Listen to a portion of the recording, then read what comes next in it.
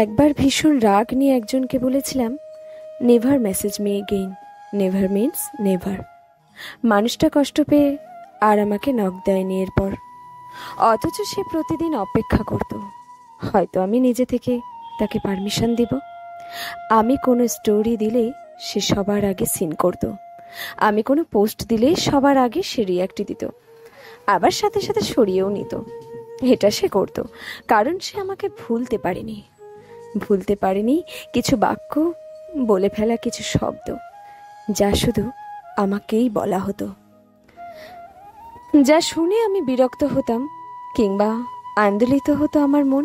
প্রতিবার সেসব শব্দে শুধু আমাকেই মনে করতো সে।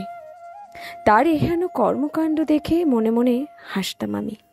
অপেক্ষা করতে করতে একটা সময় সে বুঝে ফেলল যে আমি আর তাকে পারমিশন দিব না। সে এরপর অপেক্ষা করা ছেড়ে দিল, আমার স্টোরি সিন করাও ছেড়ে দিল, পোস্টে রিয়্যাক্ট দিয়ে তা উঠিয়ে নেওয়াটাও বন্ধ করে দিল। Probably she realised that she was waiting for a wrong man. আচমকা তাকে ভুল প্রমাণ করে দিয়ে একদিন আমি তাকে কল করলাম। ফুপিয়ে ফুপিয়ে অনেকক্ষণ ধরে সে তার অভিমান ঝাড়ল আমার উপর।